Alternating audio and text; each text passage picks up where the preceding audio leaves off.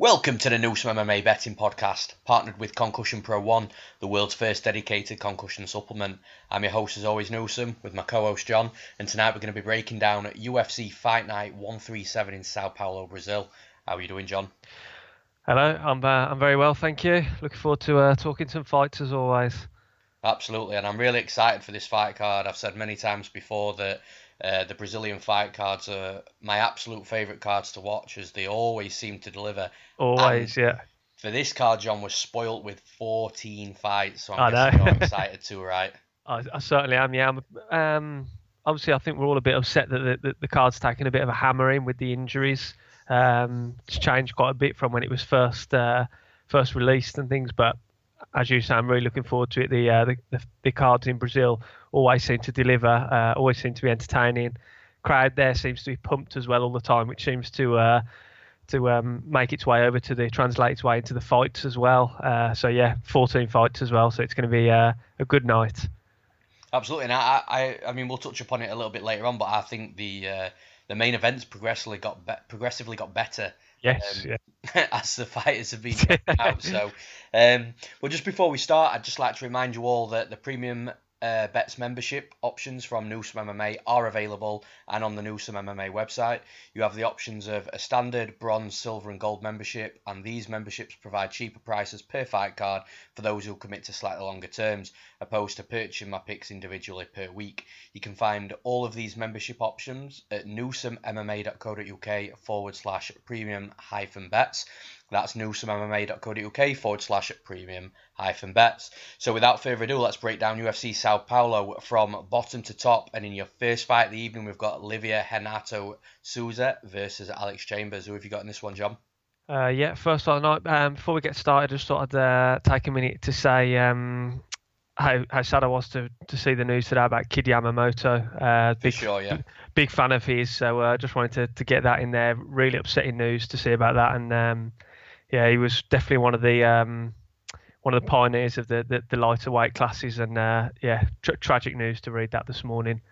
But yeah, over to the fights. First fight of the night, yeah, we've got the newcomer Souza coming over from Invicta, former Invicta champion. She lost that belt to Angela Hill, who we know is UFC caliber. And I've got the newcomer winning in this one. For what I've seen, Alex Chambers, she's won one of her last five, which kind of sums her up really. She has fought some tough opponents, though, but when you look at some of the recent losses, Paige Van Zandt, Ashleen Daly, both losses by armbar. She lost to Rose Namajunas in the Ultimate Fighter, rear naked choke. She's lost early on in her career, armbar, and her opponent is got good ground skills from what I've seen, and she's pretty well rounded really. She's got on a record several wins via knockout, TKO, and she's got several submissions, and I think it's going to be a pretty short night as well. I think Souza will get the finish in this one. I can see another submission, and I seem to be saying this quite regularly week in, week out, but I think it might be might see the marching papers for Chambers, possibly 3 defeats on the bounce. But yeah, I'm going for the newcomer Souza for the win in this one. Yeah, for sure, I agree with you, and I actually don't think it'll be the walking papers as such. I think it could be a retirement because you look at Alex Chambers, she's 39 years of age. Yeah, true, yeah. I'm just not sure, how much she's got left in the tank. Obviously, only Alex Chambers will know that, and I could be reading completely off the wrong page. But at 39 years old, it's old unless you're a heavyweight, and yeah, as we all know, heavyweights sort of peak at that sort of age. Yeah, I don't know, but I agree with you. I think Souza's going to get the win here. She's very, very high level black belt in Brazilian Jiu-Jitsu. Yeah. 7 submissions out of 11 wins. Excuse me. And yeah, she likes to get a fights to the mat, whether that be an offensive takedown or that pulling guard. It doesn't really matter with Souza, as long as she can get that fight into her world, which is like I've just mentioned, down on the mat. That's where she can really work her strongest assets of mixed martial arts, and yeah, I think that's exactly what's going to happen. I agree with you. I think she's going to get the fight to the mat at some point in the fight. as you've already touched upon, Alex Chambers has already been submitted quite a lot in her career. If you include the rear naked choke by Rose Namajunas, that's 4 losses via submission out of 5, which is exactly what Souza specialises in. So, you're putting 2 and 2 together and getting 4 here. I've got Renato Souza to defeat Alex Chambers via submission. Then in the next fight of the night, we've got Elizeu Zaleski dos Santos versus the newcomer Luigi Vendramini. Now, this fight only got made not so long ago, I think within the last maybe 48, 72 hours. It's supposed to be in Bilal Muhammad, which is absolutely gutting. Yeah. The fight got pulled because, that fight was interesting for sure. But instead, we've got the 8-0, 22-year-old Italian stepping in against Dos Santos. So, who have you got in this one, John? Yeah, as you've already covered it. I was gutted when they released the news that Bilal Muhammad had had to pull out through injury, because this for me was that fight originally didn't deserve to be so low down on the bout order, because I think it's got the potential to be had the potential to be fireworks, that with 2 guys who are happy to just march each other down and throw shots. But yeah, we've got the newcomer Vendramini who's come in. I don't really know very much about him, to be honest. Seen very little tape on him. Like you say, he's only 22 years of age, and looking at his picture on Tapology as well, you can see he only looks a young kid. But I think he's been fighting on the regional circuit. Got a variation of finishes. All his wins have been by finish. But I can't look past Zaleski dos Santos in this one. He's an exciting fight. I really enjoy watching him fight. He's really exciting. He'll take risks. He'll march his opponent down. He's got good striking, as we saw in that win over Strickland. That spinning kick, and then the follow-up ground and pound to get the win. He's got good wins over the likes of Max Griffin, Keita Nakamura, Amari Akhmedov as well. I think he's just got too much in his locker for the newcomer. I'll be excited to see how Vendramini gets on. I think at 22 years of age with a 7-0 record, all finishes, you've got to think that the future could be bright for this guy. But yeah, I think Zaleski dos Santos will win, and I also again think he might get the finish in this one. Yeah, I'm going with Dos Santos as well. Now, I've not, again like you, I've not seen too much on Vendramini. I've only seen a few clips, but he does look quite athletic. He's got takedowns. He's got his 8 wins are split, 4 knockouts, 4 submissions. So he seems quite well rounded. What he's like going to, a decision, I'm not sure. Most of his fights have ended in round 1. Ultimately, I agree with you. I think Dos Santos is durable. He brings a pressure and a pace that might be tough for a 22-year-old making a short notice debut in the UFC. But I do have to say, you have got to be careful with and it's always, this is a betting podcast, so from a betting perspective, I've always been very, very cautious of a collection of 3 things.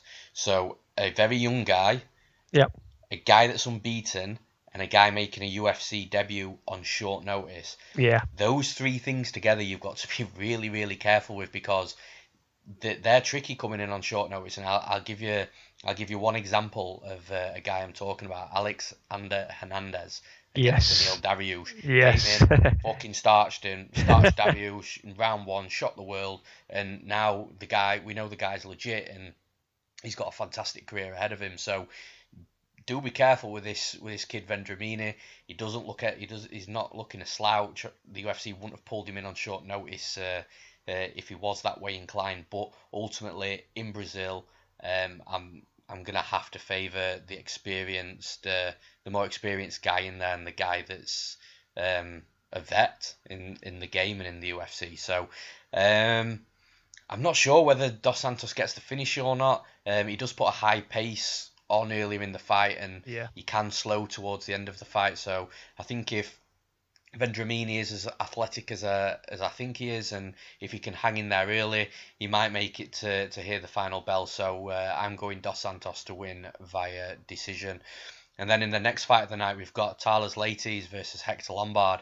Another fight that's really interesting, especially from breaking it down in regards to styles as well. So who have you got in this one, John?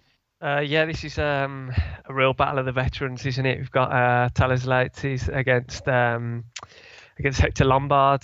Lombard, of course, hasn't got a win since way back in 2014, I think. He's lost 5 on the bounce now. That last defeat, of course, was to CB Dollaway. We touched on it last week for last week's card with CB Dollaway on there. Yeah. There was that that ridiculous late shot that earned the disqualification. But yeah, so this one I've been and I over this one over the last few days. I can't quite decide. Haven't been able to decide which way I fancy it. I mean, Thales Leites, he's going to he's good on the ground. That's where he's better. He's very good. Got very good jiu-jitsu.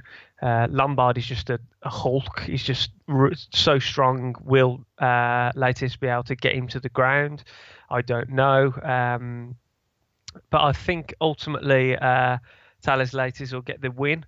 If it goes out of round 1, I could see Lombard throwing those heavy bombs that he likes to, those iron fists. But if he doesn't get out of if he goes out of the first round, doesn't get that finish in the first round, I think Leites will win. I think he'll get the decision. If you look at his the losses on his Thales Leites record, vast majority of them are via decision. So obviously his last fight against Jack Manson, he lost via TKO ground and pound, but I don't think there's any real danger that his chin's completely gone or anything like that at his age. But saying that, Lombard does throw some heavy leather. But ultimately, I think Leites will get the win. Lombard, I think, will tire, and I can see either a late finish for Thales Leites or picking up the decision win. Yeah, I agree. I'm going with Thales Leites to win as well. I think that people think Leites is a lot older than what he is. Me included. He's 36. I thought he was a little bit close to 40, where it's actually Hector Lombard that's the 40-year-old now. Yeah. Lombard lately seems to have slowed down a bit, paced himself. He used to be this bull that came out round 1, guns blazing. If he got his opponent out there, which was highly likely in that crazy first round, great. If he didn't, then he was going to struggle. But we saw in the Dollaway fight that he did slow down a little. He was sort of gauging his distance and just throwing the odd shot, exploding in very minimal patches. But that's one side to what Lombard offers, and I think that's the side that we're going to see now, sort of the reserved Hector Lombard, the Lombard that doesn't want a bull rush in round 1 in case he gasses out. The second part to Lombard, like we've just mentioned, if I'm wrong and he comes out and he does bull rush Thales Leites, I'm not sure that's going to work, getting Thales Leites out of there, because he's tough, he's a vet, he's savvy. If that happens, he could try and tie up with Lombard. He might lose the initial strength and position battles with Lombard against the cage and the clinch, but that would ultimately just halt that bull rush from Lombard. I just feel that if this is the patient Lombard and the Lombard that's reserved, I think Thales Leites is more technical on the feet. I think he can outpoint him. I think he can stay out of the way of any danger. Lombard's, he's got his wrestling, he's got that option, but then you don't really want to be taking Leites to the mat, because that's where he's ridiculously dangerous. We saw that in the Jack Manson fight. And then, like I say, the bull rush version of Lombard, I'm not sure he can put Leites out. That TKO loss to Jack Manson was his first TKO loss on his record of, it was 35 fights, and nobody got him out of there apart from one submission. And man, it's impressive. I just feel that definitely, I feel that Thales Leites has got multiple ways to beat Lombard. I think his skill set is set up to beat whichever Lombard we see in there. Unless Lombard catches him with a flurry, he still throws heat. His fists will still feel like bricks when it hits your chin. Unless Lombard can put him out with one of those punches and Leites gets a bit sloppy defensively, then absolutely Lombard can get that win. But I just feel that Leites is the younger fighter. I think he's got the better fight IQ. I think he's got the better cardio. And ultimately, like I say, I see this fight going to a decision, which I feel it aids Leites way more than it does Lombard. And then, we're in Brazil, so if it is close, then Yeah, of course. Leites will probably get the nod. But I don't think it will be close if it goes to a decision. I think it'll be clear cut. So I've got Thales Leites to beat Hector Lombard via decision. Then sorry to judge. I think I did read as well. Was is this Leites' retirement fight? I believe he said that he was going to be retiring after this fight. So if he does, then very good career, fantastic career. Fought for the title, obviously, way back in about 2009, I think it was, against Anderson Silva. I've not heard that. If that's true, yeah, I did read somewhere that I believe he's retiring after the event. So then that sort of does put a little bit of doubt in my mind. When a fighter's announcing retirement before a fight, previous history has shown that fighter there then doesn't fare well inside that final bout in the cage. But even having said that, we're looking at that's potentially creating a narrative that may or may not exist in this specific fight. When we're breaking fights down, I have to go with the person that I think has got the better chance of winning stylistically, and I do think that's Leites. But if this is his retirement fight, then absolutely illustrious career, a veteran in the sport, and a big thank you to Thales Leites for giving us MMA fans everything that he's had over the years. Yeah, definitely. In the next fight, we've got Mayra Bueno Silva versus Gillian Robertson. So very interesting fight down here in the women's MMA. So who have you got to win, John? Like you say, it's a very interesting fight. We've got the Mayra Bueno Silva, undefeated. Obviously, she got that fantastic ninja choke on Dana White's Contender Series. Looking forward to it. I haven't really seen much of her besides that minute or so we saw on Dana White's Contender Series. Gillian Robertson, she's got obviously we saw in the last fight against Molly McCann. She really upset the hometown girl there, picking up the rear naked choke in the second round. She just really dominated with her wrestling and her jiu-jitsu. She's got really good jiu-jitsu. I think she's fighting out of American Top Team. If I'm not mistaken, so very solid camp behind her. She's got a number of wins actually via submission. She's very crafty on the ground, and I can see her sneaking the win in this one as well. I'm mainly going with Robertson just due to the fact that I know a bit about her. I like what I see. I like her wrestling. I like her jiu-jitsu on the ground. I haven't seen much of Mayra Bueno Silva, so purely on that basis, I'm going with Gillian Robertson from this one. Yeah, man, I'm going with Gillian Robertson as well. I think she's a fight with a really high ceiling. She's only 23 years old, fighting out of American Top Team. She's also highly thought of at American Top Team as well. And I was even speaking to somebody the other day inside ATT who was basically echoing this as well and just saying that she's a really legit fighter. She's been with Din Thomas for years. It's almost like she's his protege. And I see that. I feel that we're going to see a much more improved Robertson when she steps inside the cage, for at least two or three more fights. She's at that young age, like I've said, of 23 years old, at that stage of her career where she's going to be making these leaps in improved performances. And I don't see anything different in a fight on Saturday night. She's got really good wrestling. We've seen good reactive double leg takedowns from her. She hit Calvillo with a beautiful double leg takedown in their fight. Ultimately, that fight didn't go the way Robertson wanted to. She got out grappled. But man, Cynthia Calvillo is an awesome grappler, and I don't think many women in that division are going to out-grapple Calvillo. So, it wasn't a bad loss. And like I say, it just wasn't Robertson's night that night. She's got also got good single leg takedowns as well. She hit Molly McCann with a couple of those in their fight. And good takedowns from the cage. I feel that wherever she is inside the octagon, she's always going to give herself a chance to get her opponent to the mat and flatten them out on the back, which is obviously where she wants the fights to go. The striking's okay. She can hang on the feet, but she just mainly uses it to work out her entries for takedowns, to really close the distance in a smart way and be able to shoot in on the takedown without risking too much attack or counter from her opponent. Looking at Silva, she does look to have a BJJ base, Brazilian Jiu-Jitsu base. She allows her opponents to close distance on her, though, which is another thing in this fight where I feel that Gillian Robertson's going to have a lot of advantages. I feel that she's going to have to keep Gillian Robertson, sort of on the end of her attacks and just stay away from even any sort of range where Robertson can shoot on her.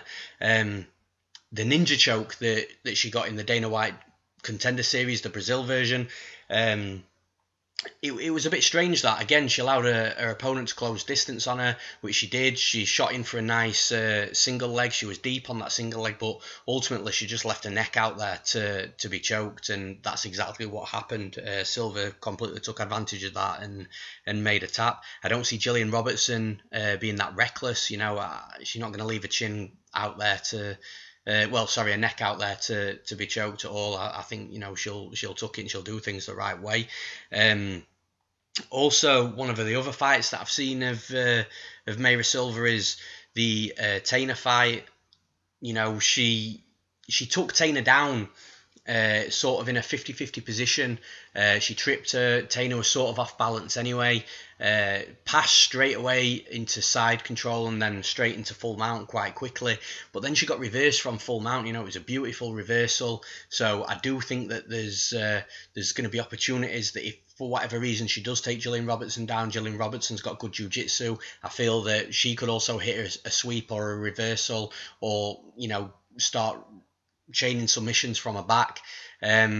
Ultimately, Silva did tap Taina out quite quickly with an armbar shortly after she hit the reversal, but I don't think that Gillian Robertson's going to be that reckless to get tapped by something from the bottom. I think if she's on top and she's spending a lot of time topside, I feel that she's going to be quite solid there. The other thing for Silva as well, which is another advantage for Robertson, is Silva throws a lot of kicks and some of them look quite telegraphed and some of them look quite lazy. She threw a bit of a lazy spin back kick in one of her fights, and I just feel that if Robertson can start timing these kicks, that she'll have a lot of success, maybe catching a kick and scoring takedowns from them. And ultimately, I just feel that Robertson's been fighting the better competition. No disrespect to Silva and her opponents, but there is levels to MMA, and I feel that this is a huge step up for Mayra Silva. And I know it's in Brazil and it's in her own backyard, but I just feel that when we're seeing these two women in the cage, I think it's going to be quite obvious who the better fighter is. Overall, I feel that, like I've said before, we're not only going to see a better version of Gillian Robertson, but I think she'll look dominant. Gillian Robertson has that octagon experience. I think she'll work inside. She'll be able to find takedowns, which will ultimately win her the fight. As long as she doesn't play too much in the guard of Silva, I do see her spending a lot of time topside and trying to work submissions. And I don't think a submission comes early, but I do think she gets a submission in this fight. I think it comes late in the fight. I think after Robertson's maybe spent a couple of rounds on top and Silva's sort of feeling a bit mentally broken down and feeling that she's losing the fight and not sure how to turn things around, I think she'll get a little worn out from that, and I think at that point Robertson might be able to find a submission. So in this fight, I've got Gillian Robertson to beat Mayra Bueno Silva via submission. And then in the next fight of the night, we've got Sergio Moraes against Ben Saunders. So one of these is a huge favourite on the card. So who have you got to win, John? We've got Sergio Moraes against Killer B. Killer B always seems to he seems to have been around for ages, and you always think, his career's drawn to a close. But then he'll get that win. I mean, he was on the 2-fight skid against Peter Sabota and Alan Joban, both second round finishes. you thought, oh, this could be the end of it. And then obviously got that win over Jake Ellenberger, but how much we can take that, I don't know, because Ellenberger's lost an awful lot of his fights recently. So what you can take from that, I don't really know. Moraes, obviously, we know he's strong. His jiu-jitsu is really strong. I mean, he's won multiple titles outside of mixed martial arts, just in the jiu-jitsu and the grappling world. He's got some very good wins on his record as well. Tim Means, tough opponents like David Ramos, Zach Otto, Amari Akhmedov, Neil Magny, of course. That's going back some years, though. And the guys he's lost to, he's only got 3 defeats on his record. Kamara Usman, who's obviously very high level, top 5. He'll probably fight for the title in the coming years. And then you're looking way back to 2012 then for his most recent defeat, apart from the Usman one. So I think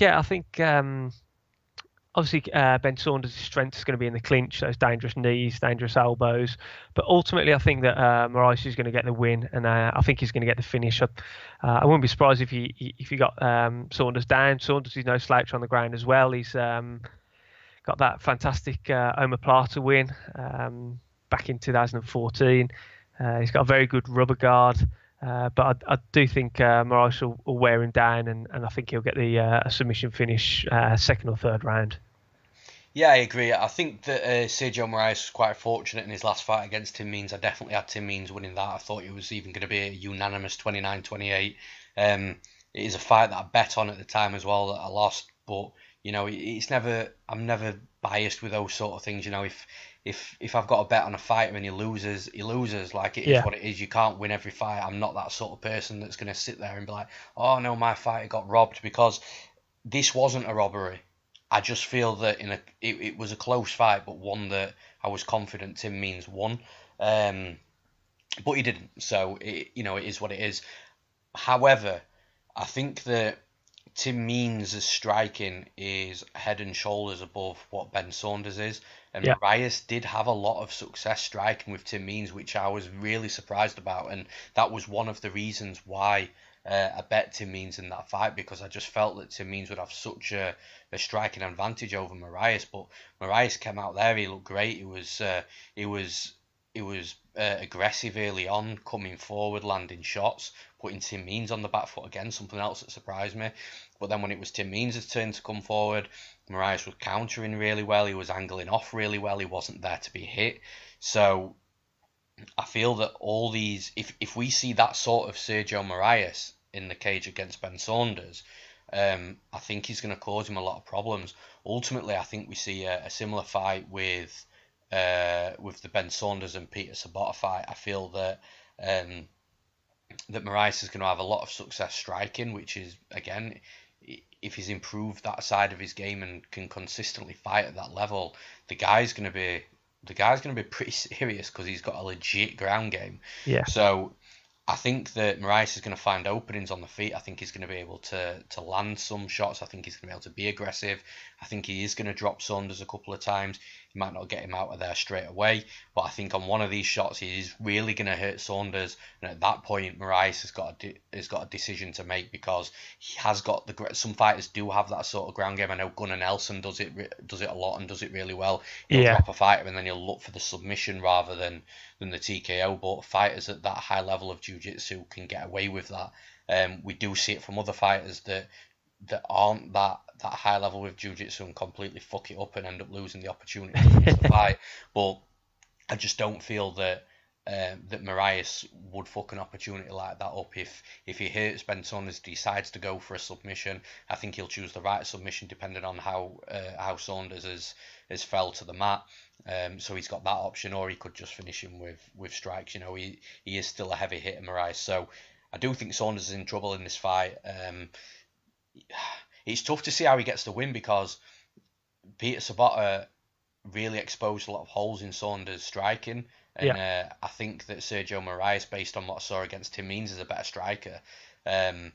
So for me, if he can find them holes and just be aggressive, then Ben Saunders has got a difficult time on the feet. But then I know Ben Saunders is decent on the mat and he's got a decent guard and stuff like that, but you don't want to be playing on the mat with Sergio Moraes. So I just feel that maybe the clinch, working in the clinch and trying to keep, Moraes pinned in close and pushed against the cage and dirty boxing, landing short elbows and short knees. Maybe that's Ben Saunders' path to victory. I think that's the only way he'll get the win. But can he keep Sergio Moraes in those sort of positions for 15 minutes in a fight in Brazil? I really don't think he can. So I do see it difficult. I do find it difficult to see how Ben Saunders wins this fight. So I've got Sergio Moraes to win. I ultimately think he does it by TKO. I think when he gets that decision on the mat after he's dropped him, I think he'll just finish him with strikes. So yeah. I've got Sergio Moraes to win via TKO. Now in the next fight of the night, we've got the newcomer coming from Dana White Contender Series, Augusto Sakai, previous Bellator fighter as well, fighting Chase Sherman. So who have you got in this one, John? Yeah, like I said, got the guy coming over from Dana White's Contender Series, got a good finish over Marcos Conrado Jr. Second round finish in that. Coming up against Chase Sherman, you know what you're going to get really with Chase Sherman. He's just aggressive. He'll march forward. He likes to slug it out with people.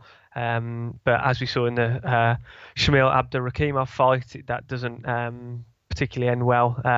Again, with the earlier on in his career, the Walt Harris fight, and then he had that war with Justin Ledette as well. Ultimately, I think it's going to be the newcomer that's going to get the win. I think Sakai, he hits hard. He's got a number of stoppage finishes via TKO, via punches on his record. Chase Sherman definitely showed in the Abdurakhimov fight that he can get hit. Again, we talked about that last week with the Moscow podcast. Abdurakhimov was catching him with those left hooks over and over again before he eventually finished him. And yeah, I just don't think Chase Sherman at this moment in time has got the skill set to really hang with the top guys in the division. I think he'll just be one of those guys that is thrown in there for exciting fights, mainly due to his style. Like I said, just marching down, happy to throw bombs, happy to take a shot to land a shot. But ultimately, I think it's going to be Sakai who's going to put hands on him. And I wouldn't be surprised if Sakai finished him.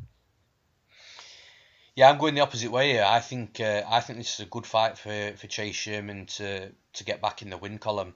The tape that I watched on Sakai, I just feel that the guy is really, he does hit hard. Of course, he hits hard. Look at his frame, his head frame. That's no secret. But I feel that his movement and his speed is significantly worse than Chase Sherman's. I think Sherman moves a lot better. In regards to being in and out, I think his punching speed is quicker. I think I just feel that his overall movement and speed is something that he's going to have a huge advantage of in this fight. Now, the problem that Sherman's going to have against Sakai is Sherman's head movement is all kinds of strange. Like he seems to move his head after he throws. He throws his shot, he sort of has a pause and then moves his head. So instantly the counter's available is available to be hit from the counter. And I just feel it's things like that where Chase Sherman does have to be careful. A couple of months ago, or maybe last year, I would have said that I feel that Chase Sherman probably is going to be really tough to be knocked out. I feel like you've said as well in regards to having some wars in there. I think those wars have started to catch up on Sherman's chin really quickly, actually. Yeah. Like more than a lot quicker than what you would say about a lot of other fighters that have been in wars, especially heavyweight. And yeah, he's only quite young, about 28 as well, isn't he? So yeah, but that's what I mean. He's had the wars nice and early, and I just feel that Abdurakhimov, the way he knocked him out. I mean, I'm not taking anything away from Abdurakhimov, but I feel that the way he knocked him out, like if that was 2 fights prior to that, he wouldn't have knocked Chase Sherman out, especially not in that way in the first round. So I do think that Sherman's chin is taking a toll. So Sherman has to be careful of not getting hit by Sakai. But I feel that Sherman's going to have a lot of, like I've already mentioned, a lot of advantage in the fight, just sticking and moving. If he can get in and out without getting hit, I feel that he's got the fight in the bag all day. I'm not sure if he'll knock Sakai out, but I just think that when he's moving in and he's striking, I think he can move out before Sakai can do anything lethal. Whereas what Abdurakhimov was doing is he was moving forward on the counter. So Sherman would come in slightly, Abdurakhimov would meet him, he'd counter a punch and then move out, and that's how he kept tagging him. I don't think Sakai can do that. I just think that Sherman's speed and his movement is going to be too much for Sakai. But like I say, I don't think he puts him out either. So Sherman's got to be careful that he doesn't get hit, because Sakai does hit hard. But I've got Chase Sherman to beat Augusto Sakai via decision.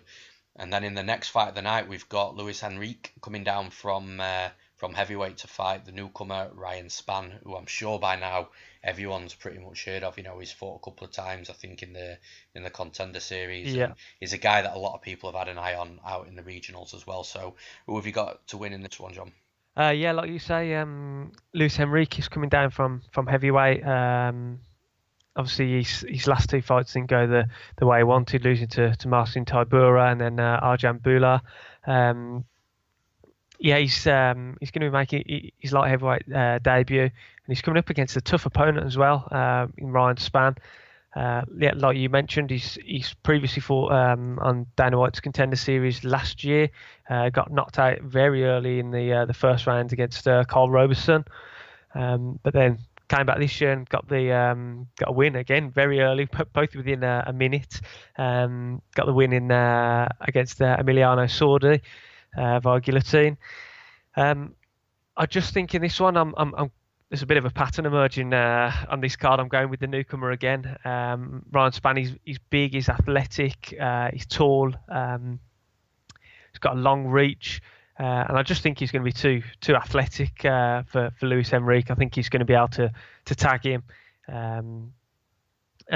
Ultimately, I just think he's going to be able to outstrike him. I think he needs to avoid maybe going to the ground. Henrique's got a number of submission wins to his name, but ultimately, I think Spann's going to be too athletic for him. I think he's going to get the win. So I agree and I disagree. So I think that Ryan Spann gets the win. So he's ultimately going to be my pick. But I think he actually wins via going to the ground with Henry. Ryan Spann's got a really, really dangerous submission game, and he tends to catch a lot of his submissions as well as he's being taken down. So yeah, he gets a lot of guillotines and things. Yeah. Yeah, he works really well. He doesn't panic when he's getting taken down, and in fact, he goes completely at the other end of the scale, and he works as he's getting taken down, which is great. And I just feel that if Henrique does decide to go for takedowns, I think he's going to get caught with something on the mat. The problem I've got with Ryan Spann here in this fight is I think the dude is seriously chinny. He got knocked out by, I know there were elbows from Robertson, and I'm sure Robertson hits hard as fuck, but they didn't look like the sort of elbows that would knock a dude that size completely out. And it just looked a bit weird. And I've seen on the regionals as well, he's been dropped and rocked with like jabs and shots that you don't expect a guy his size to be really affected by. So I've got a funny feeling that he's quite chinny. Now, Henrique can work in the clinch. He has got power. He is a big dude. He is coming down from heavyweight. I feel that Ryan Spann in this one needs to. I mean, you mentioned it yourself. His reach. It's like he's got the fucking wingspan of a pterodactyl. Or he's absolute. The guy's reach is ridiculous, and I'm sure it's like 7 or 8 inches.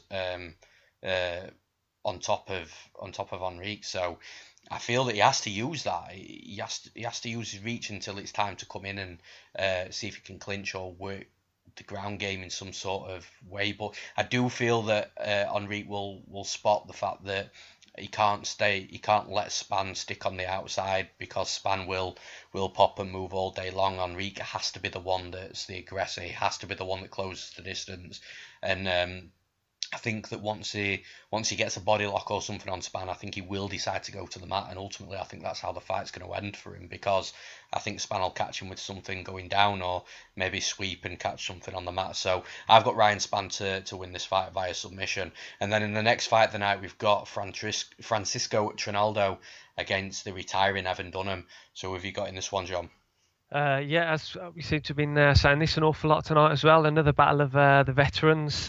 Trinaldo, 40 years of age, against Evan Dunham. I was surprised to see that he was only 36. He seems to have been around 36 or 37, I think he is. Well, if you're right with Thales Leites, that's two 36-year-olds that are going to be retiring from. Yeah.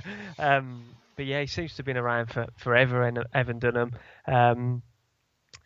But yeah, for this one, I think I'm going to have to go with Trinaldo, despite him being slightly older. I think he's better on the feet.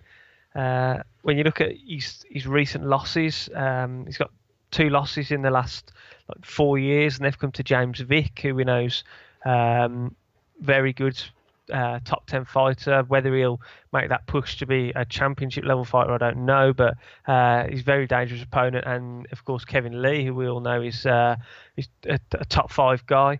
I just ultimately think Trinaldo's striking's better, and I think Dunham might struggle to get into the ground. Dunham's got a good ground game.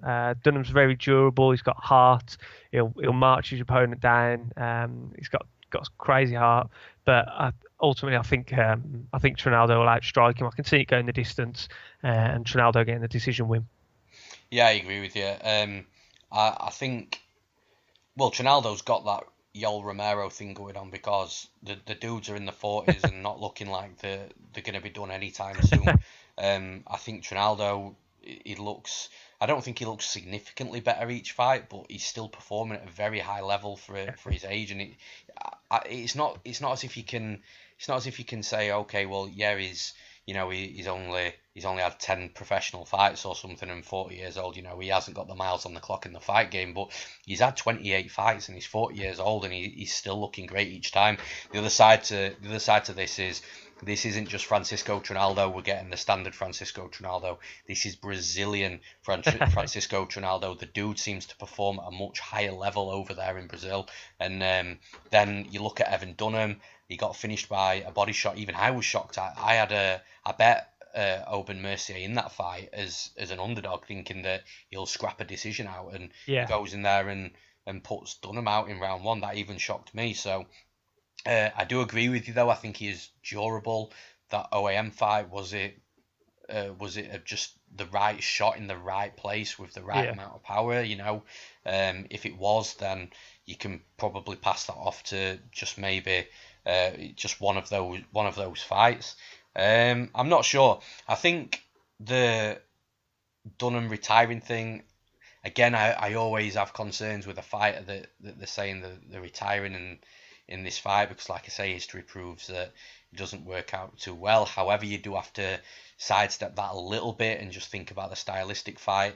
And I do think Dunham will have his moments in this fight. I do think the line's also really off on Trinaldo. I did expect it to be a lot closer, because Dunham is tough. He can grind, and that's what he's done for most of his career. And that's where I think that he matches up well against Trinaldo, because Trinaldo does try to push against his opponents against the cage and clinch up and dirty box and grind. But I think Dunham will match him in that area. Whether he'll be as strong, I'm not sure. If Trinaldo can keep away from that clinch and keep away from any sort of aggressive explosions from Dunham on the feet, I think that he'll have an easier time of it. But yeah, I've got Trinaldo winning this fight. I can't pick against him in Brazil, but like I say, I think the line's off. I think the fight will be closer than what some people anticipate. But ultimately, picking a winner, I think Trinaldo gets his hand raised by the end of the night via decision. Then in the next fight of the night, we've got Charles Oliveira against the returning Christos Giagos. So who have you got in this one, John? Got Du Bronx fighting in Brazil. You know what you're going to get with Du Bronx. It's kind of a kill or be killed mentality. He either seems to win in spectacular fashion or get finished in spectacular fashion himself. Coming up against, like you say, returning Christos Giagos. His first run in the UFC didn't quite go according to plan. He eventually got cut after going 1 and 2, but and then he milled around the regional scene for RFA, who were good level of opponent there, and then obviously over to ACB again. But ultimately, I'm going with Do Bronx in this one. We know he's got a fantastic submission game. He seems to be able to wrap anyone up in a submission, especially that guillotine. He's got some very nasty chokes, and ultimately, I think that is how this fight will end. I think Do Bronx will work and ultimately lock on a choke one way or another, and get the victory. Yeah, I agree, but man, I think this is another close fight. It's a fight that I take really closely as well, and I think the line's totally off. We've got Charles Oliveira that's nearly a -400, 1-4 favorite to win the fight, and I just think it's really, really off. I did tweet something about Giagos as well earlier in the week. I feel that if any fighter is ever in the UFC and gets cut, look at what Christos Giagos has done. He's gone back to the regionals. Yeah. He hasn't moaned. He hasn't complained. He's put his head down. He's ground. He's gone to work. And do you know what? I really, really enjoyed watching the tape on his fights. I think his fights are exciting. They come with a mixture of things. He comes with takedowns from Giagos. Giagos can also get taken down as well, but he's got power. He likes to exchange. He's also got really great cardio as well, so he can put all his hardest shots pretty much on display every single fight, knowing that when he gets to the third round, he's still going to be okay, and that's a gift to have something like that. However, with all that said, even though I do think he's got okay takedown defense as well, Oliveira's got a really, really strong body lock, and from there, the trips come with that. I do think that eventually Oliveira can get the takedowns on Giagos. I don't think he gets maybe the first or second attempt, but I do think he eventually gets a takedown in the fight. And Giagos has shown that he's got the tendencies to give up his back. I'm telling you now, you do that against a Bronx and you're out of there within minutes. So, minutes. You could be out of there in less than 60 seconds. So, I do feel that whilst it's on the feet, I think Giagos could catch Oliveira with something. Oliveira's no slouch on the feet either. He's got good Muay Thai, but the power advantage is certainly with Giagos, and I think the Bronx has shown in the past he's not overly durable. So would it shock me if Giagos knocked him out? No, it wouldn't. But ultimately, I see Oliveira. You know, his Muay Thai is good enough to hang, for sure.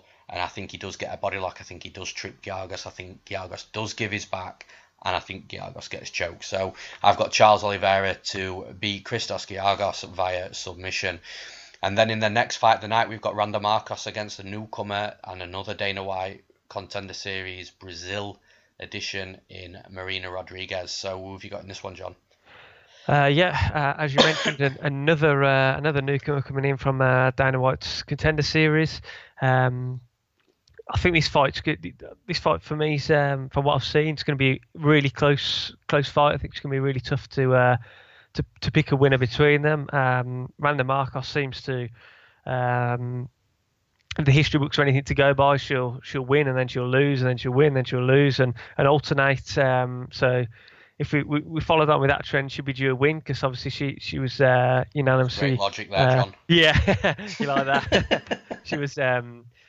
She was defeated by Nina Antonov in the last fight. She was just really outclassed. Dude, that goes back to all the way to 2013. You know? I know. It goes back a long way. You can see why I mentioned it. But yeah, and Antonov she was just too good for Marcos. Couldn't take her down. Antonov was strong on the ground, and ultimately. She got the unanimous decision win. You know what you're going to get with Marcos. She's going to come out. She's going to pressure you. She's got pretty good takedowns. She's always working. But again, as per my trend for the night, I'm going with the newcomer in this one. I think, as I mentioned, I think he'll go the distance. But I think from from what I've seen of Rodriguez, she looks pretty good, pretty well rounded, and I think she'll get the better of her on the feet, and like I say, I think it'll go to a decision, but I think the trend will be broken for Marcos, and I think it'll be a second defeat in a row for her. Yeah, that's bold, man, breaking that trend. Yeah, I know. Sure. Now, in all seriousness, I don't overly disagree with you.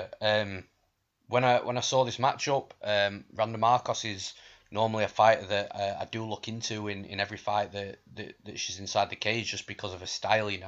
Anyone that knows me knows I love that, that wrestling base, and fighters that have got a path to victory via the ground, and that being the biggest path to victory is a fighter that I'll always favour. And I jumped in pretty blind with Marina Rodriguez, and luckily a lot of her fights are available as well to see. And man, she has got sick Muay Thai. If you have not taped this girl, go and watch some fights on her. It's almost like the old school Anderson Silva Muay Thai. It's the plum clinch, it's the fucking brutal elbows, the knees, even down to the old school clinch, Thai clinch trips. Clinch trip takedowns to the mat, man. It just reminded, it gave me visions of like the 1990s all over again. It was refreshing to see. It's a style that we don't see anymore, and I haven't seen myself in many years. Yeah. So I think that she's definitely going to cause Randa Marcos issues. She is hittable. The elbow queen herself managed to get some, to get a lot of strikes off on her and really put the pressure on her with strikes. So I feel that she is open to be hit. And Marina Rodriguez, she's 10-0. That can't be snuffed at. That's 5 knockouts, 4 decisions. So that also tells me that if she can't get a knockout, she's comfortable going 3 rounds and taking a decision as well. I just feel that Marcos is in for a really tough fight here. However, with all that said, I do think Marcos is going to come out with the win in this one, purely because of the win-loss logic. No, I'm joking. I do feel she's going to come out with the win, because when you watch tape on Marina Rodriguez for how good she is on the feet with a Thai, with a Muay Thai game, she also is susceptible to be taken down a lot. Her feet end up parallel quite a lot, which again, for any excuse me, for any wrestler that's looking to get the fight to the mat, they'll notice things like that. They'll notice the parallel legs. As soon as they hit parallel, then they'll shoot the takedowns. I think Marcos will notice this. She hasn't got the greatest record, but she's been in there with some of the best women in the division. I think she'll notice things like that, and I just feel that if she can get Marina Rodriguez down to the ground a couple of times in round 1, she'll then know that the takedowns are there. Rodriguez will also know that she can get taken down at will. Then that might end up halting Rodriguez's game. But make no mistake about it, for Randa Marcos to win this fight, she doesn't shoot takedowns in the middle of the cage. She doesn't shoot the doubles where they're just blast or reactive from shots. She has to clinch up, push against the cage, and then work the takedowns against the cage, which she's really good at. But by doing that, she's playing exactly into the wheelhouse of Marina Rodriguez. So the fight is tricky. I feel that if Marina Rodriguez wins, I will not be surprised in the slightest. But I'm always going to favour the fighter that looks for the takedowns against a fighter that is susceptible to be taken down. So for that reason, I'm picking Randa Marcos to get the win here via decision. And then in the next fight of the night, we've got Renan Barão against the newcomer Andre Ewell. So who have you got in this one, John? It's a really fun fight in the making, I think. Yeah, this has the potential to be a real good fight. Renan Barão, I'll ask the question: Have we seen a fall from grace as in such a fashion as Renan Barão? Does he go down as the ultimate fall from grace? Because I mean, when he first went up against TJ Dillashaw, he was unbeaten in a ridiculous amount of fights. I think he was number 1 or number 2 in the pound for pound rankings. And then ever since then, it seems to that first TJ Dillashaw fight, it seems to have all gone downhill very, very quickly for him. He's now lost 4 of his last 5. That one win coming against Philip Nova, a decision win. I think that was back in Brazil in 2016. But yeah, it also happened to. I don't want to go making any wild accusations, but I've seen a lot of things dotted around that Barrao's fall from grace seemed to coincide with the arrival of USADA as well. But I personally just think it was that brutal weight cut down to bantamweight that eventually took its toll on him. He's coming up against the newcomer, like you say, Andre Ewell. I haven't seen a great deal. I haven't really had the chance to catch up a great deal, but he's got a good record, 13-4 record. He can finish. Looks like he's got some good chokes. He's got a number of victories via Darce choke, rear naked choke. But ultimately, due to again the amount I've seen on Ewell, that I can't go against Renan Barão, especially in Brazil. I think it'll play out similarly to the Nova fight. I think it'll go the distance. But ultimately, I think that the former champion Barão will get a decision win. With it being in Brazil as well, if it's close, I think that the judges will see it in Barão's favour anyway. So yes, I'm going for Barão for the win. Just one thing to quickly mention then, because you've just mentioned it, and I've also mentioned it on the card. On this early on in this podcast, and I feel that it is actually a little unfair, and I've had this debate with a few people in the past. I think that automatically assuming that the Brazilian fighters are going to get the wins over in Brazil in close fights, yeah. I do feel that is quite unfair on the whole, and I actually got made out to be to look an absolute idiot with this last debate that I had as well, because before UFC Belém, I'd been, a few people had messaged me, a few people were talking to me, what about Brazil and the judges and the hometown cooking, and man, I said the same thing to every single person that spoke to me about that. Go back and look at every single Brazilian UFC event that you can find on Wikipedia, for example, because that's probably going to be your easiest platform. So go back and look at every single Brazilian fight card. Have a look at how many non-Brazilian fighters have beaten Brazilian fighters in via decision. And actually, if you go back and look that far, you'll be quite surprised of how many non-Brazilian fighters have won close decisions. And the one example that I used at the time was Ray Borg against Jussier Formiga. A fight that I actually bet Ray Borg to win via decision as well. And it was that close. I thought Ray Borg took it just, but I'm telling you now, it was that razor close that hometown cooking could have easily gotten away with that, and nobody would have complained, nobody would have thrown their hands up, it's a robbery, nobody would have complained at all. They could have easily got away with that, and they didn't. They gave it to Ray Borg, which in my opinion was the right decision, but just he didn't dominate or anything. But then that was all before UFC Belém, and you go back to UFC Belém and it had some questionable decisions for the hometown fight. So anyway, coming back to this fight, with Andre Ewell, I'm all up for fading someone like Renan Barão at this time in his career. He hasn't looked great lately. I don't mean any disrespect to him, but he doesn't look as great as he used to be. He does seem to have had struggles in his recent fights, aside from obviously Philippe Nova a couple of years ago, where he did actually look really good. So I did look into Andre Ewell quite a bit to see what he was about, and to be honest with you, I think that there's a good side and there's a bad side to Andre Ewell. So the good side is he's quick. He does look quite athletic. He does like to be aggressive. He does come forward. He throws shots in combination, so it's not just one punch at a time, which is always great to see from any fighter, because that is something that is quite slow to watch when a guy is just throwing one shot at a time. Yeah. But in regards to his defense in all aspects of mixed martial arts, I feel that he's got a lot of holes in his game. He's got a lot of holes in his striking, leaving himself open. He leaves his chin up to be hit. He leaves his body there to be hit. You know, he's going to have a decent size, height advantage over Barao. He's going to have a decent reach advantage over Barao.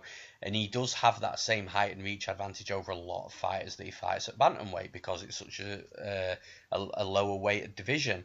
But he doesn't use his range well. He likes to strike. He likes to stay in the pocket and strike. And for a guy that's got a decent size, height and reach advantage, that's not where you want to be. You want to be sticking on the outside until it's time to come in and work a clinch or work takedowns.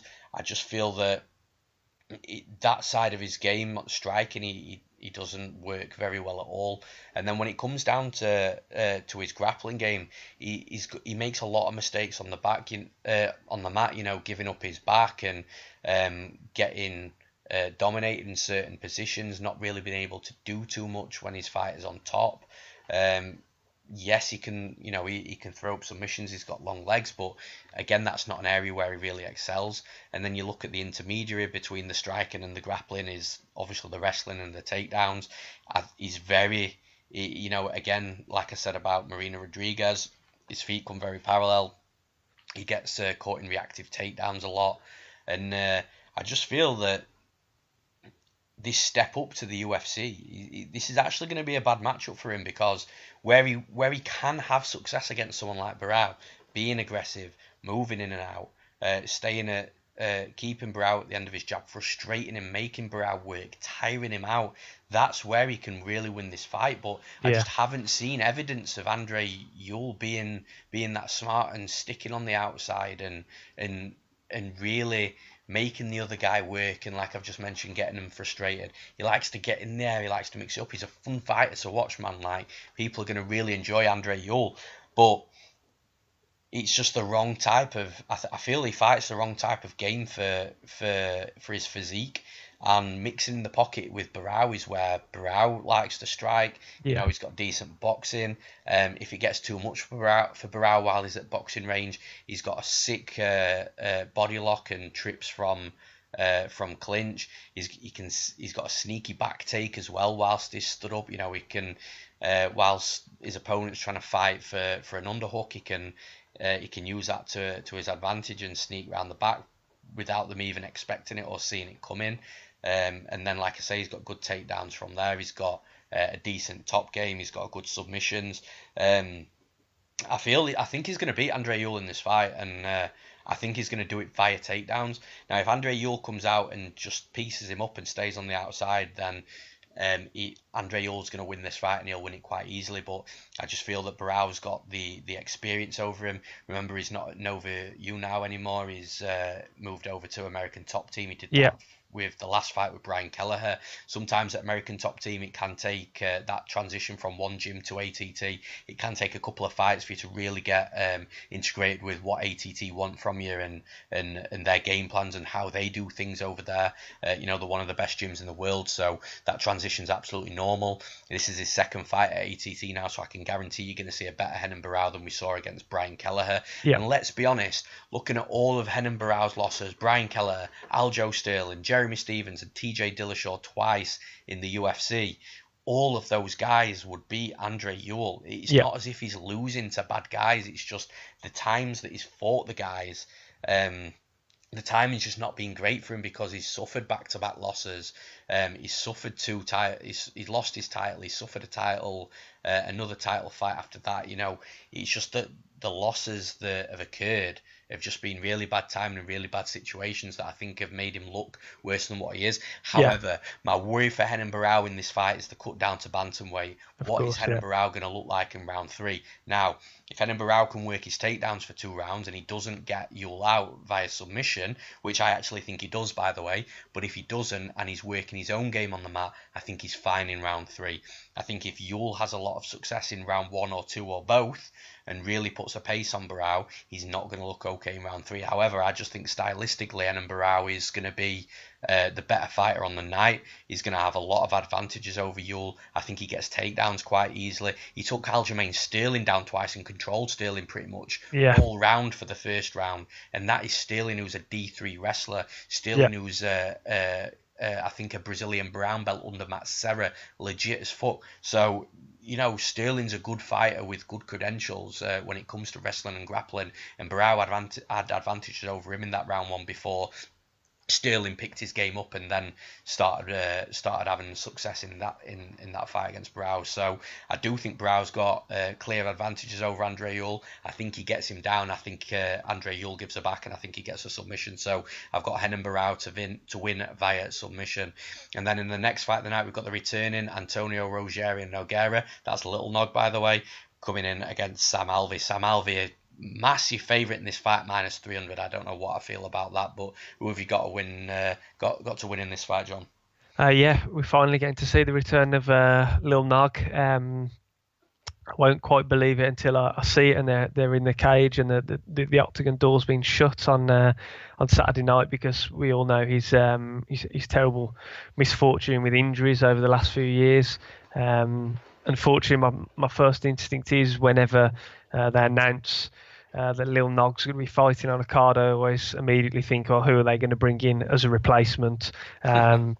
Just purely due to the fact that he's been through so many wars. The wear and tear on his body has definitely taken its toll, and he's been very unfortunate with the injury. But yeah, he's coming up against smiling Sam Alvey, who's coming in off the back of a couple of wins. That one against Pragnio that we spoke about on the podcast last week, where he rocked Pragnio, hit him hard, and Pragnio just seemed to march at him like a zombie with his hands down, and before he absolutely splattered him onto the canvas. And then that win over heavy hitting Jean Valente in his last fight. It's hard to really say what we're going to see from Lil Nog.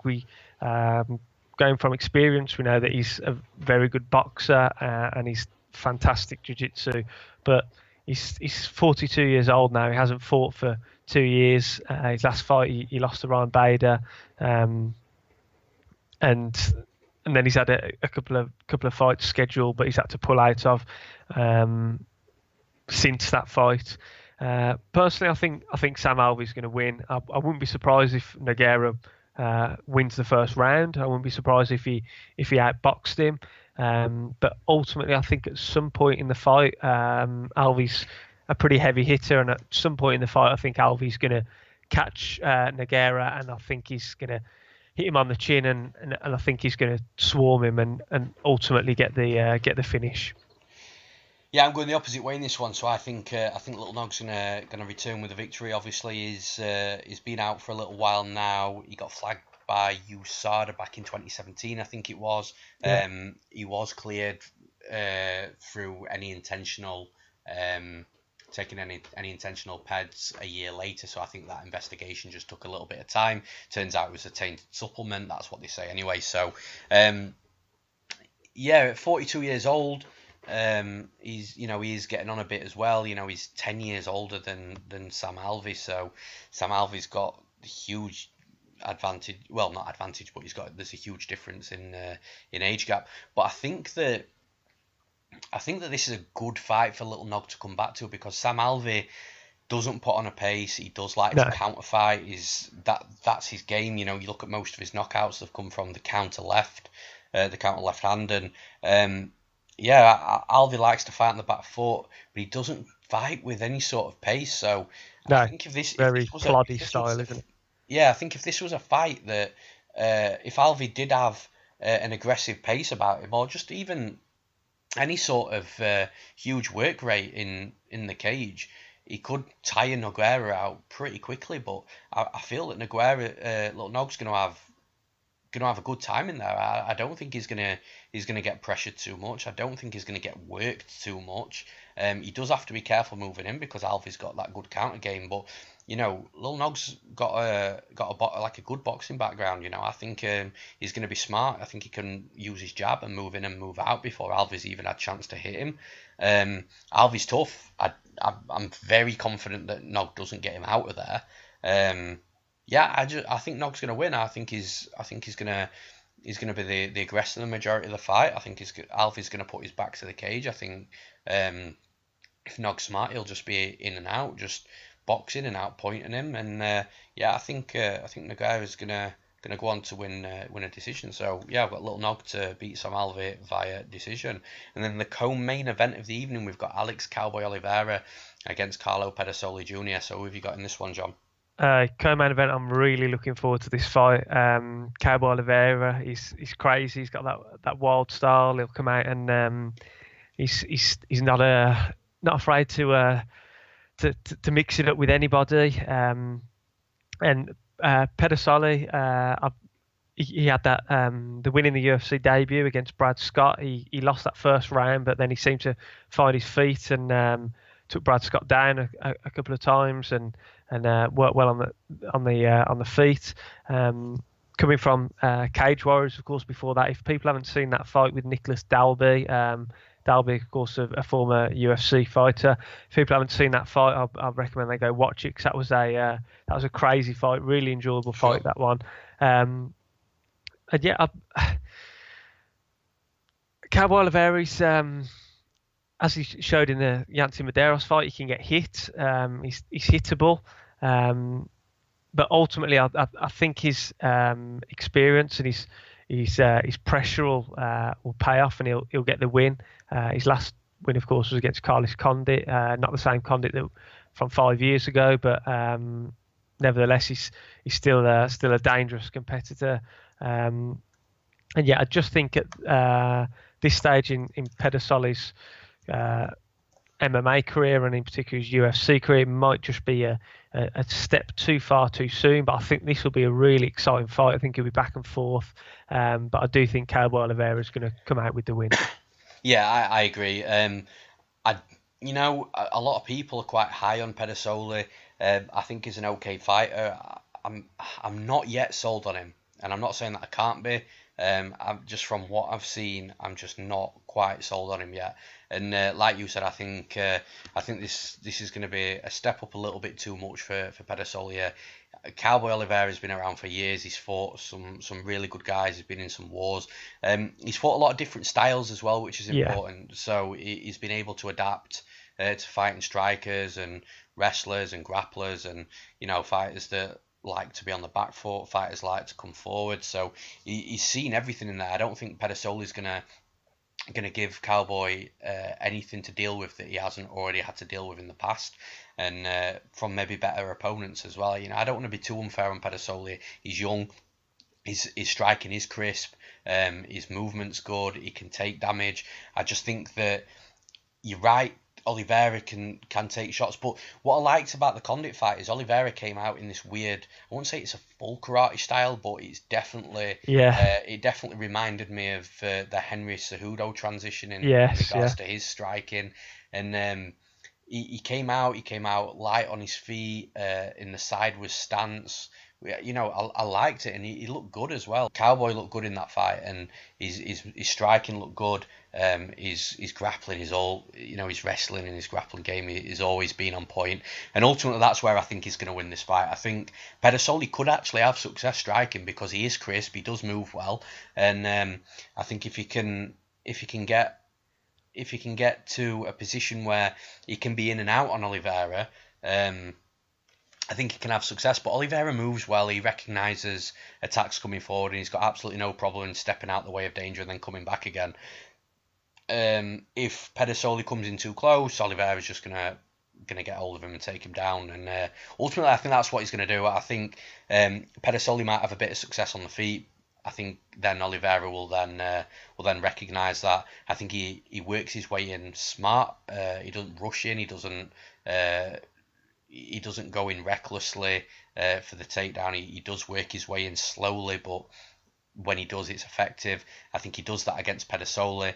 He gets his arms locked around Pedersoli in a clinch. I think he takes him to the mat, and I don't know if he's going to finish him. Pedersoli's tough.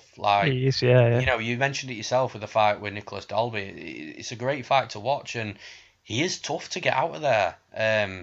I think Oliveira might have to do it for 3 rounds, actually, and that's what I'm going with. I will, credit where it's due. I think Pedersoli will be very, very tough to get out of there. Would it surprise me if he got tapped out or Well, it would surprise me if he got finished by TKO via strikes on the mat, because he's definitely not a quitter. Yeah. He doesn't strike me like that type of guy at all. So that would surprise me, but it wouldn't surprise me if Oliveira caught like an arm triangle or something like that and took him out via that way. But ultimately, I think Oliveira might have to do it for 3 rounds, and I think he can do it for 3 rounds. And I've got Alex Cowboy Oliveira to defeat Carlo Pedersoli Jr. via decision. And then in the main event of the evening, we should have had Jimmy Manuwa against Glover Teixeira. Glover Teixeira pulled out. Then we should have had Jimmy Manuwa against Thiago Santos. Jimmy Manuwa pulled out a couple of days ago. And now we've got 2 middleweights in Thiago Santos and Eric Anders fighting at light heavyweight, which is just fucking bliss, because neither of them have to cut weight, and they're both huge for middleweight anyway. So we're going to get... Man, it's going to be fireworks for as long as it lasts. So who have you got in this one, John? Yeah, as you say, there's been a number of changes to the main event. And like you said, I think it's progressively got better. In that first matchup, I think Manuwa would have defeated Glover Teixeira, and then I was really excited by the thought of Manuwa against Santos, and then unfortunately, Manuwa had to pull out. He's torn his hamstring, I believe, and then your boy Eric Anders has stepped in. So now we've got, like you say, 2 middleweights fighting at light heavyweight. But yeah, this has the potential to be one hell of a main event. I'm really looking forward to it. As you touched on, neither of them will have to. Both of them are big guys. Neither will have to cut weight, so the output could increase. They could have that extra little touch of power as well, with a bit more energy. That last Thiago Santos fight against Kevin Holland was another crazy fight. He ended up winning a decision, but he was going all out for a finish in that. And he put on a hard pace as well for the duration of the 3 rounds. Eric Anders only fought, of course, a couple of weeks ago, about 3 weeks ago, defeated Tim Williams with that nasty head kick with about 20 seconds left in the fight. I wasn't overly impressed with, because obviously we covered Anders in the podcast beforehand. I thought he'd dispose of Williams earlier and easier than he did. I thought Williams looked good for. He definitely took the first round, and I thought he looked good for halfway through the second round as well. And he landed more shots on Anders than I thought he would. And I thought Anders looked very tentative in round 1. I don't know whether he was just measuring up Tim Williams, but yeah, he looked very tentative in round 1. Didn't throw very much. He was getting caught by Williams. Williams was having success on the feet. So yeah, that kind of put a bit of an air of doubt in my mind, and edges me towards Thiago Santos winning this one. We know what Santos brings. He's got crazy power. He finishes people. He's got the potential to be finished, as we saw in the Dave Branch fight. And Gegard Mousasi knocked him out, of course, back at UFC 200. But ultimately, I think Santos' striking is better. It's crisper. There's every chance that Anders could knock Santos out, because he's a heavy hitter. He's a big guy. But ultimately, I think Santos' striking's better, and I think he'll get the win. Yeah, I agree. I mean, man, it wouldn't surprise me if any of these guys got knocked out, but ultimately that's what I think is going to be the method of victory. It's going to be a knockout, very doubt a submission. I really don't see it going to a decision at all. 5 rounds of this, nah, not for me. Yeah, I'm going with Thiago Santos as well. I think he's the more lethal all-round guy. So not only has he got power in his hands, his fucking kicks are ridiculous. Kicks are brutal, yeah. He's the middleweight Edson Barboza. Yeah. To be honest, he packs his kicks with ridiculous power. That Marshman finish comes to knocked out people. Yeah, body, legs, head. He's very, very dangerous on his feet. Now, if I was Eric Anders, I would instantly be jumping straight to my wrestling game, because we know he's got takedowns. We know he's going to have power as well, and Thiago Santos can be taken down. Not sure if he can be kept down, though. He does seem to have a decent get-up game. But what worries me ultimately from Thiago Santos' point of view, and you mentioned it, is the Dave Branch fight. Now, we know Dave Branch is a vet. He's tricky. He's very well rounded as well, but there was just something about the knockout that I just didn't sit quite right with me, and I'm not sure, man. Like, is Thiago Santos chinny? He might be. Possibly, yeah. So Misasi put him away as well, didn't he? Back at UFC. Yeah, exactly. So he could potentially be chinny. We don't know. But evidence in tape shows that is questionable. So that side does worry me. But I think the Thiago Santos will land a very early kick, potentially a body kick, maybe put him down, and then Thiago Santos will just jump all over a hurt Eric Anders. So I've got Thiago Santos to win the fight by knockout. And that's all she wrote for the fight breakdowns, guys. For the bets this week at UFC Sao Paulo, don't forget to check out the premium bets from Newsome MMA and the membership options available too. Never hesitate to contact me if you have any questions or inquiries either. Now, for the extremely quick Newsome MMA 2-minute plug. First of all, I'd like to talk about Concussion Pro 1, who are partnering Newsome MMA. Concussion Pro 1 is the world's first dedicated concussion supplement supporting the brain, health and performance. This product is honestly groundbreaking. There isn't another supplement like it out there on the market. The unique formula that makes up Concussion Pro 1 has been developed and created by some of